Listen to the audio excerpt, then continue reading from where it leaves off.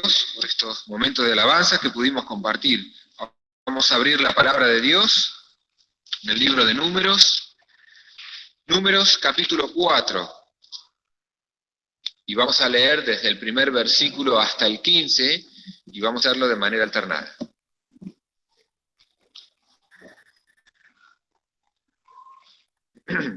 Números capítulo 4, página 143.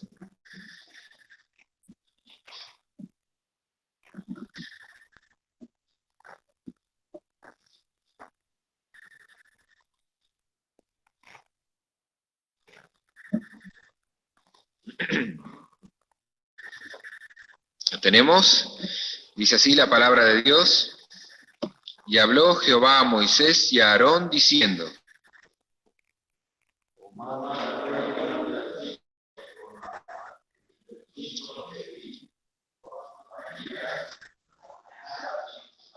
de edad de 30 años arriba hasta 50 años, todos los que entran en compañía para hacer servicio en el tabernáculo del testimonio.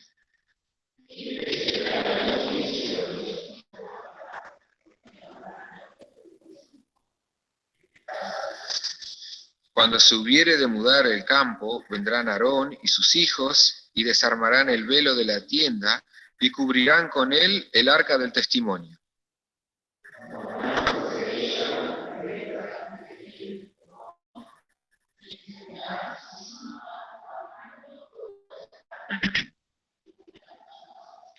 Y sobre la mesa de la proposición extenderán el paño cárdeno, y pondrán sobre ella las escudillas, y las cucharas, y las copas, y los tazones para libar, y el pan con todo estará sobre ella.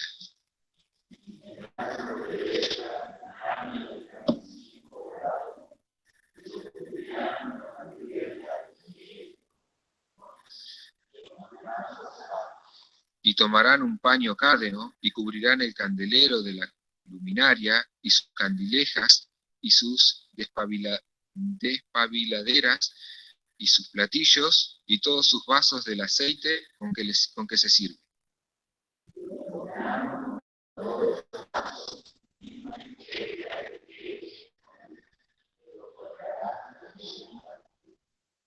Y sobre el altar de oro extenderán el paño cárdeno, cubrirán con la cubierta de pieles de tejones, y le pondrán sus panes.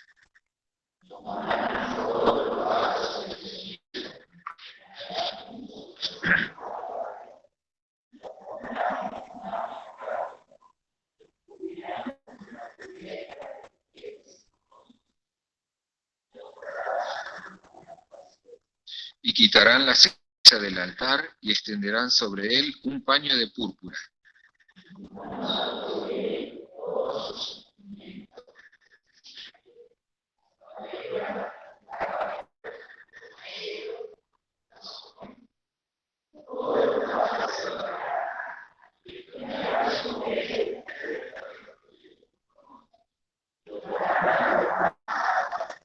Y en acabando Aarón y sus hijos de cubrir el santuario y todos los vasos del santuario, cuando el campo se hubiere de dar, vendrán después de ellos los hijos de Coat para conducir, mas no tocarán cosa santa, que morirán. Estas serán las cargas de los hijos de Coat en el tabernáculo del testimonio. Aquí entonces la palabra de Dios. Vamos a dar lugar a Carlos, que le toca meditar estos pasajes esta mañana.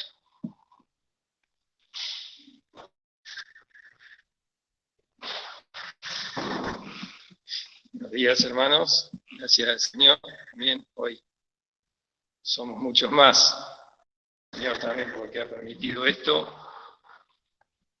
Alegría también ver hermanos que no lo podíamos ver, y hoy por la gracia del Señor también está con nosotros. Vamos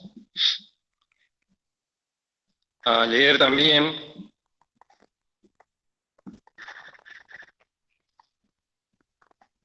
otro pasaje en Números capítulo 3.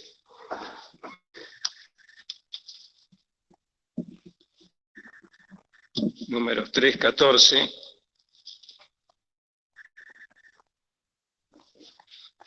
Versículo 14.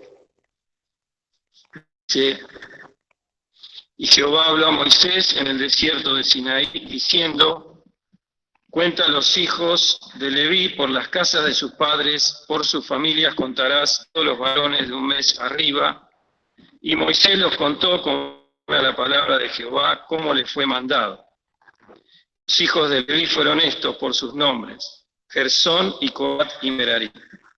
Aquí la palabra del Señor. Esta palabra nos dice que Dios ordena contar a los levitas, no solamente contarlos, sino darles las funciones específicas a cada uno. Habíamos hablado hace 15 días de que los levitas eran dados a los hijos de Aarón, a los sacerdotes, por Dios para que les sirvan en el tabernáculo, en el oficio de santo, de interceder por el pueblo. Y ahora aquí vemos las funciones de los hijos de Leví.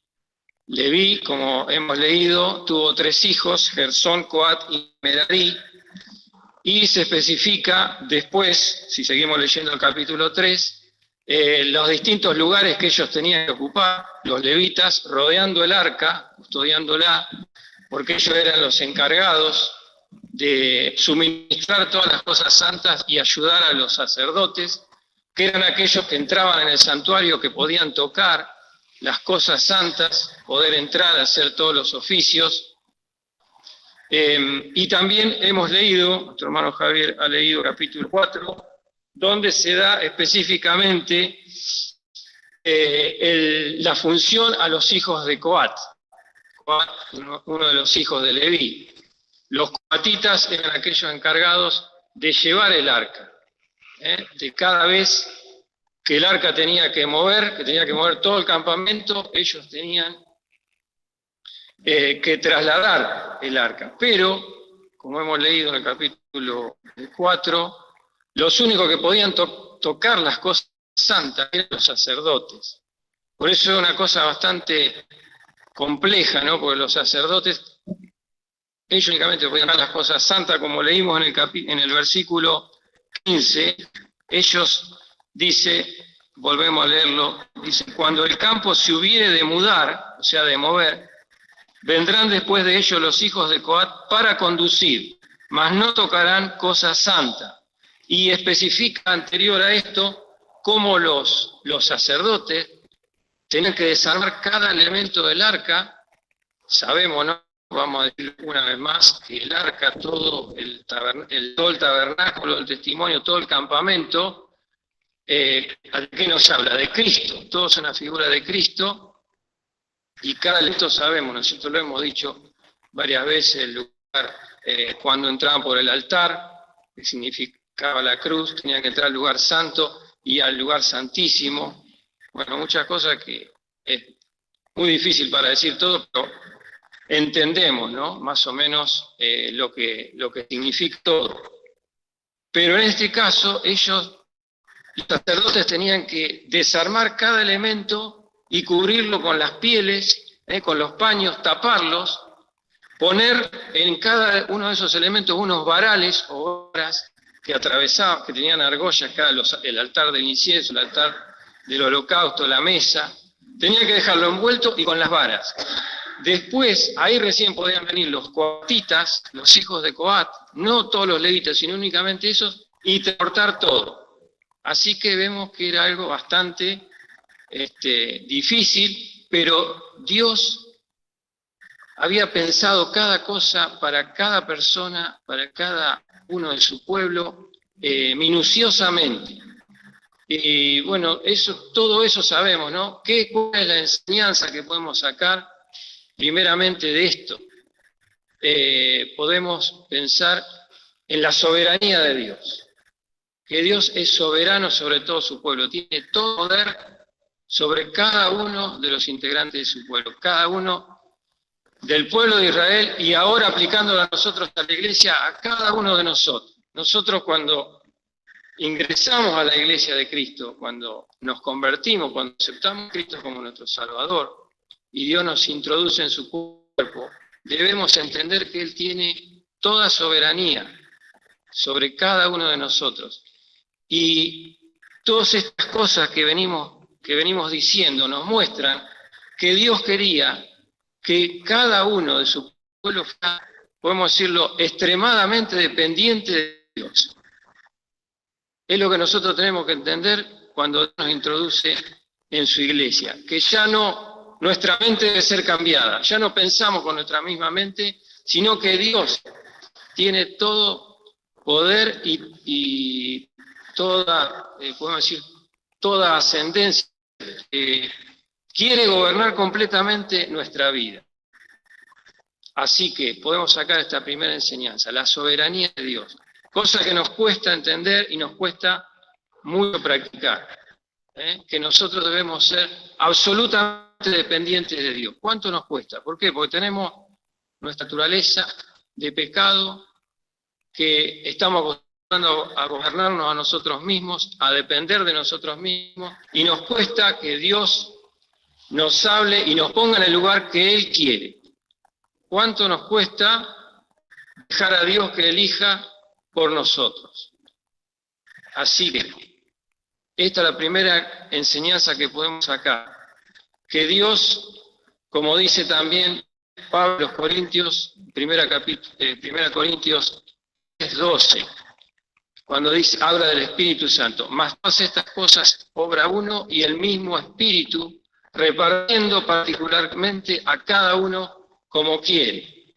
Yo cuando soy introducido en la iglesia de Cristo, soy introducido para servir a Cristo, para servir a Dios, pero no puedo servirlo como yo quiero, tengo que dejar que Dios me encuentre, me diga el lugar que yo tengo que ocupar. Así lo vemos como en estas cosas, ¿no? Tan estrictamente, y muchas veces dice, cuando uno se allegare, cuando habla de los sacerdotes pueden tocar las cosas santas, dice los hijos de Aarón únicamente, y cuando uno se llegare, morirá.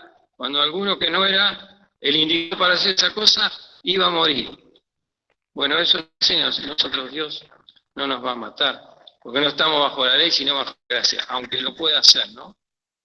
Pero estas cosas son para que nosotros, como dice también a los hebreos, retengamos la gracia, pero viviéndole con temor y reverencia, porque Dios es fuego consumidor. Nos cuesta, porque decimos, estamos en la gracia, yo vengo a la iglesia, puedo hacer lo que yo quiera. Por supuesto que cada uno de nosotros tiene inclinaciones o tendencias, podemos decir, servir en la obra espiritual o material, y Dios se agrada de que tengamos un corazón de servicio. Pero en definitiva, la última palabra, ¿quién la tiene? La tiene que tener el Señor. Lo vemos por estos ejemplos.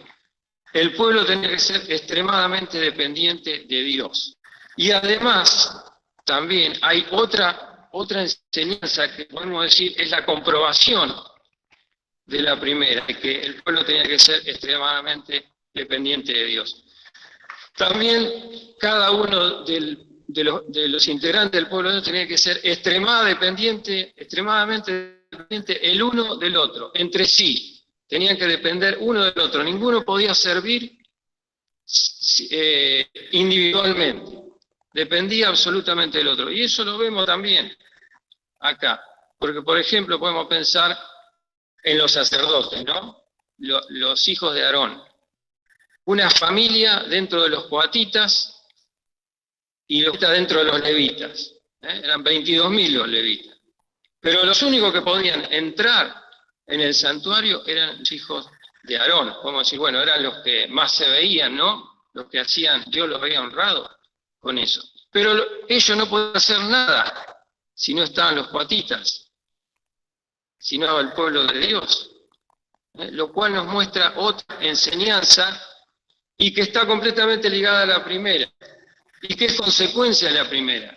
Que ellos debían ser extremadamente dependientes de Dios, y así Dios también quería que sean extremadamente dependientes entre sí.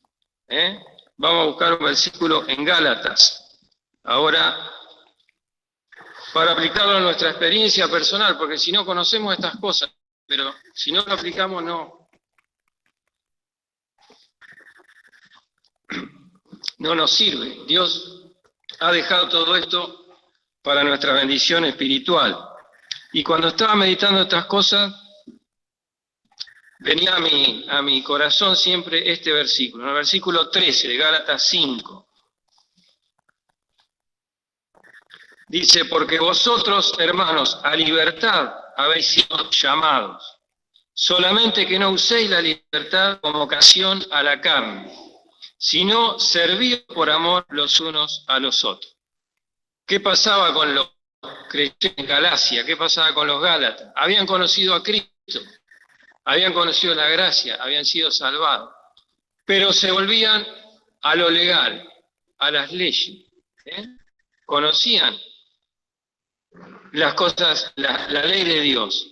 Y como lo dice en el versículo 1 de este capítulo, estad pues firmes en la libertad con que Cristo nos hizo libres y no volváis otra vez a ser presos en el yugo de servidumbre. Tenemos una tendencia a ser legalistas, a ser cristiano y pensar que el cristianismo es cumplir unas cosas, hacer una cosa, venir a la iglesia, la oración, al Señor, bueno, cumplo con el Señor. Pero no es eso es lo que le pasaba a los creyentes en Galacia y lo que nos pasa a nosotros muchas veces. Pero al Señor acá, por medio de Pablo, lo reprendía. A libertad habéis sido llamados. El pueblo de Dios, el pueblo de Israel, tenía todos esos sacrificios, los cuales nos dice Pablo, no podía ser perfecto en cuanto a la conciencia. Después dice ahí también en Hebreos 9, ¿cuánta sangre de Cristo limpiará vuestras conciencias de las obras de muerte para que sirváis al Dios vivo? La ley, ellos lo tenían que hacer, todos las cosas que tenían que hacer la ley, todos esos hechos, esos actos, lo tenían que hacer por fe, porque todas esas cosas señalaban a Cristo y por amor a Dios. Pero no lo hacían perfecto en cuanto a su conciencia. Tenía que venir Cristo, toda la ley apunta a Cristo. Pero lo que pasa, y nosotros hemos conocido a Cristo, pero lo que pasa es que tenemos una tendencia a pensar que nosotros podemos cumplir con las cosas de Dios, que nosotros tenemos que hacer unas cosas y eso es lo que nos mueve a seguir a Cristo. Pero lo que nos trae solamente es dolor del corazón, porque nos hace comparar con los demás, nos hace mirar a los demás, pues yo puedo hacer algo y el hermano no puede, como le pasaba acá a los Gálatas, porque fíjense, dice lo que le dice Pablo, ¿no? No usé la libertad como ocasión a la carne, es decir, yo soy libre porque Cristo me salvó, pero soy dependiente de Cristo en el amor, porque ahí cuando hablamos de que Dios quiere que seamos extremadamente dependientes de Él y extremadamente dependientes entre nosotros, el vínculo, la dependencia, es el amor, porque Dios me amó. Si yo entiendo lo que Dios me amó, yo le voy a amar, y eso va a ser la dependencia de Dios. Por eso, aún en la ley, Dios les enseña eso, para que lo amen, porque Dios quiere que le amemos. Y acá, muchas veces entendemos mal.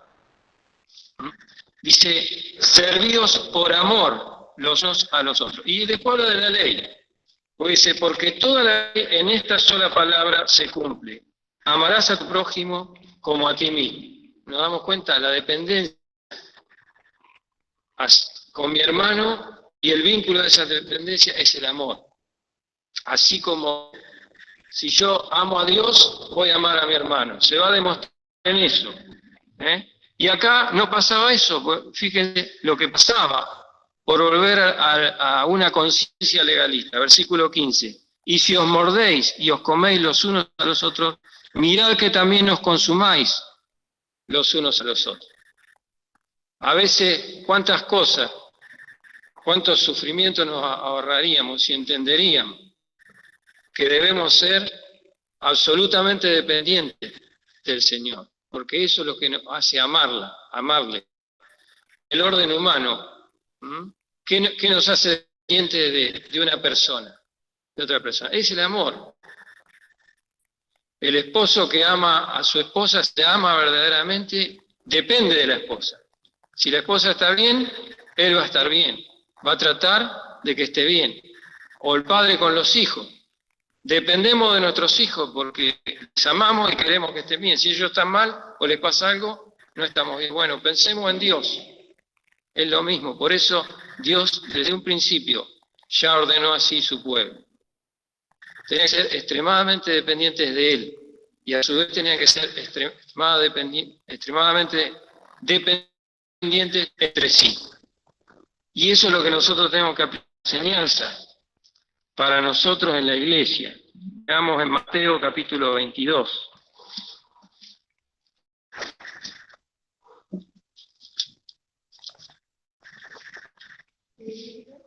San Mateo 22, versículo 35. Cuando vino alguien, como dice acá, intérprete de la ley, ¿no es cierto?, a preguntarle al Señor. Y preguntó, versículo 35, preguntó uno de ellos, intérprete de la ley, tentándole y diciendo, Maestro, ¿cuál es el mandamiento grande en la ley? Nosotros estamos hablando de la dispensación de la ley, todos los mandamientos, pero ¿cuál era el mandamiento grande? ¿Qué era lo que ellos tenían que aprender? Ellos lo mismo que nosotros, como acá. Amarás, versículo 30, y Jesús le dijo, amarás al Señor tu Dios de todo tu corazón y de toda tu alma y de toda tu mente. Este es el primero y el grande mandamiento. Y el segundo, semejante a este, amarás a tu prójimo a ti mismo. De estos dos mandamientos depende toda la ley y los profetas. Si yo amo a Dios, como Él te que ame, ya está. Cumplí toda la ley. Estoy cumplido. Únicamente lo puedo hacer en Cristo. Y ahora ya ha llegado lo que es perfecto. Hemos aceptado a Cristo, tenemos el Espíritu de aquel que nos amó en nuestros corazones para nosotros manifestarlo entre nosotros. Fíjese que dice, el segundo es semejante a este. ¿Qué significa semejante? Igual. El segundo es como este, podría decirse. Igual a este, parecido a este, porque no es exactamente igual en el sentido de que uno es amar a Dios y otro amar a mi hermano. Pero es semejante. Así que, ¿qué será la comprobación de que yo amo a Dios? Si amo a mi hermano. Comprobará que yo dependo de Dios. Si dependo de mi hermano, si lo que a mi hermano le pasa le afecta. Eso es lo que Dios me quiere enseñar. Primera Juan, capítulo 4. Estoy muy conciso.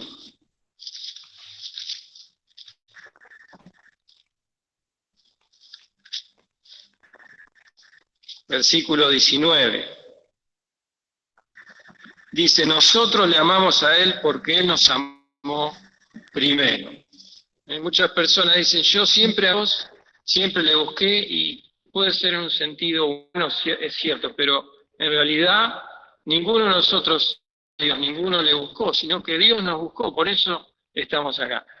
Conocemos ese amor nuevo cuando vimos a Cristo en nuestro corazón. Por eso dice, nosotros le amamos a Él porque Él nos amó primero. Si no, no podemos ser ese amor, porque es de Cristo, no es nuestro. Nosotros con nuestra condición de pecado, nuestro amor es egoísta, primero pensamos en nosotros que pensar en los demás. Juan dice esto, y fíjense el versículo 20, la comprobación de eso es así. Dice, si alguno dice, yo amo a Dios y aborrece a su hermano, es mentiroso, porque el que no ama al cual ha visto, ¿cómo puede amar a Dios a quien? Hemos visitado los pasados, ¿no? De visitar hermanos que no vienen a la iglesia. Decimos, pero Señor, estoy bien, está todo bien. No es así. No es así porque la Biblia no dice eso. La Biblia, ¿qué está diciendo? Que el que no ama a su hermano, al cual ha visto, ¿cómo puede amar a Dios a quien no ha visto?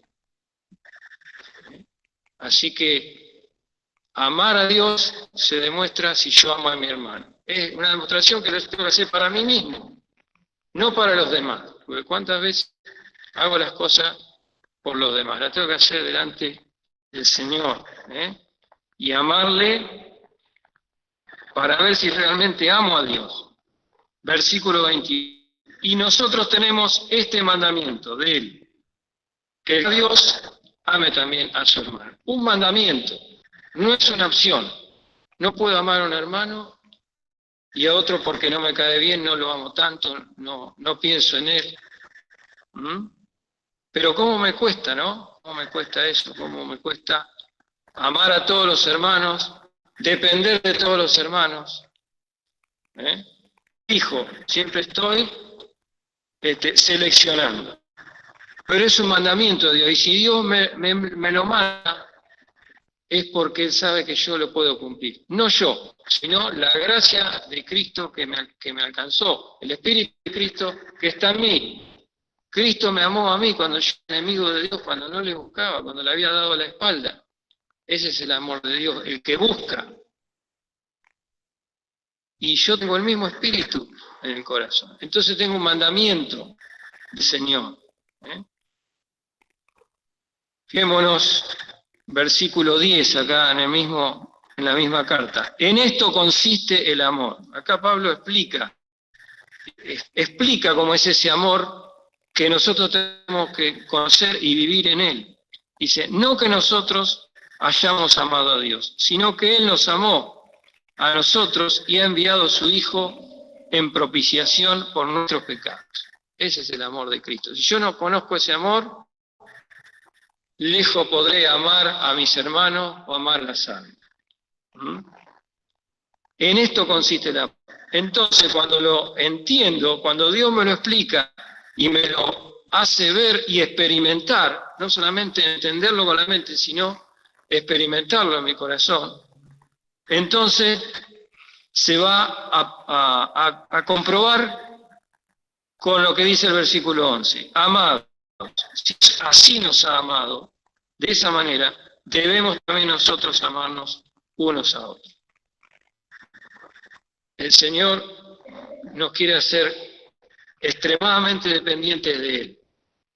No porque Dios sea un dictador como podemos pensar con nuestra mente de pecado, ¿no? Sino que es un Dios santo que tiene que tener sus atributos, lo que Dios es, un Dios que todo lo sabe, que es omnisciente, que sabe todo lo que cada uno de nosotros necesita. Por eso lo demostró ahí en la ley, ¿no? Poniendo a cada uno en el lugar que le correspondía, que únicamente podía hacer eso.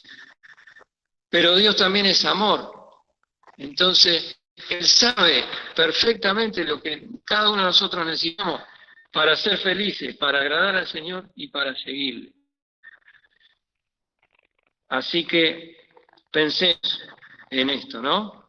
1 Pedro 4, un poquito más atrás.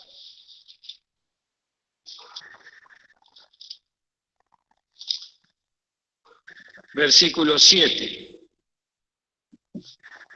Pensamos, ¿no? El Señor ya viene, vemos por la señal, como lo dice aquí Pedro, ¿no? Mas el fin de las cosas se acerca. Sed pues templados y velad en oración. Y sobre todo, tened entre vosotros ¿qué? Ferviente caridad. Ferviente caridad. ¿De dónde viene la ferviente caridad? Viene de Cristo. No está en mí. Yo me tengo que entregar a Él para que Él la produzca en mí. Porque la caridad cubrirá multitud de pecados.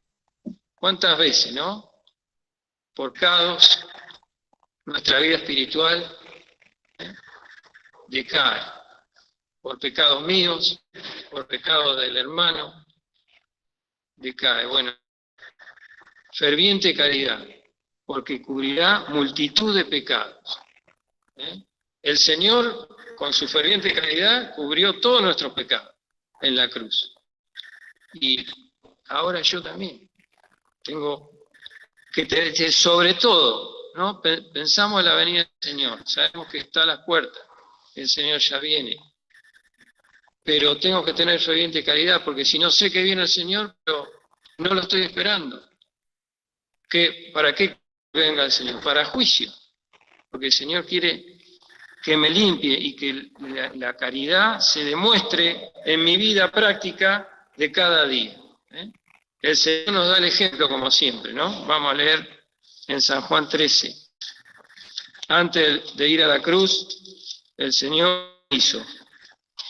¿Qué le hizo a los discípulos? Le lavó los pies. San Juan 13, versículo 34.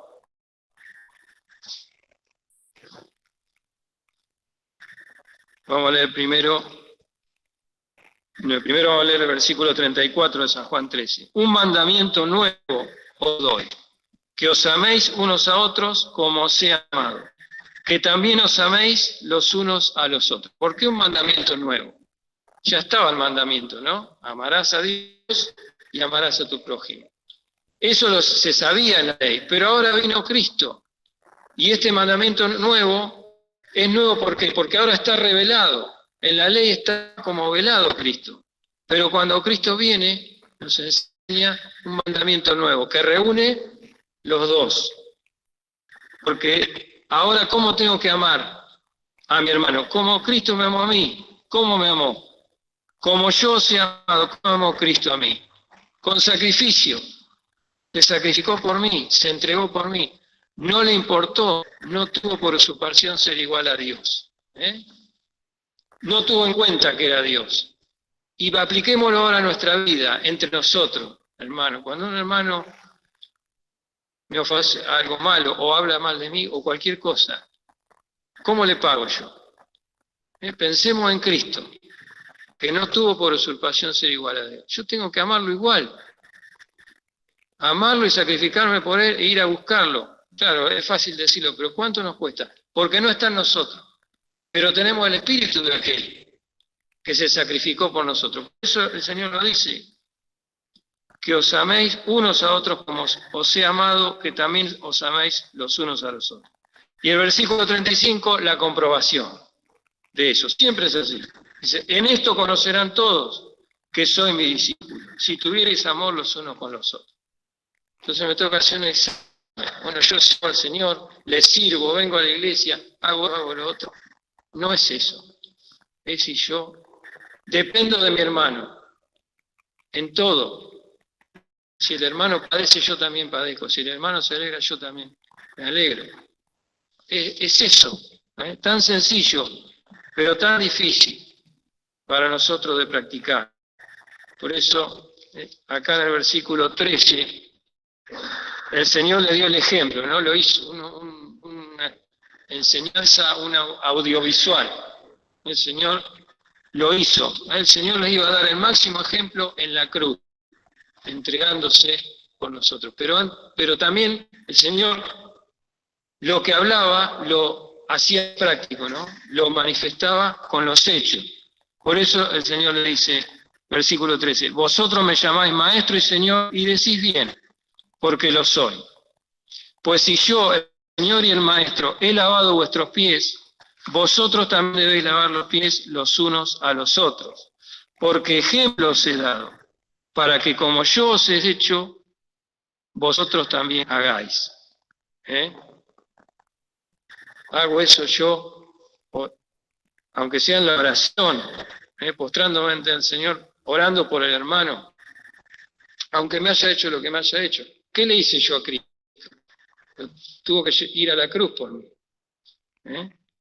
Y acá dice, ¿no? Versículo 16. De cierto os digo, o sea, presten atención en esto, dice. El siervo no es mayor que su Señor, ni el apóstol es mayor que le envió. El siervo no es mayor que su Señor. Y el siervo nos sirvió. Entonces, ¿nosotros qué somos comparados con Cristo? ¿Cuánto nosotros tenemos que servir a los hermanos? Que el Señor nos bendiga, hermano. Ahora tenemos que realmente podamos manifestar ese amor de Cristo en el campamento. Nos cuesta ir porque tenemos temores. Pero qué oportunidad que el Señor nos abre esa puerta. Hoy tenemos otra oportunidad preciosa, somos un montón.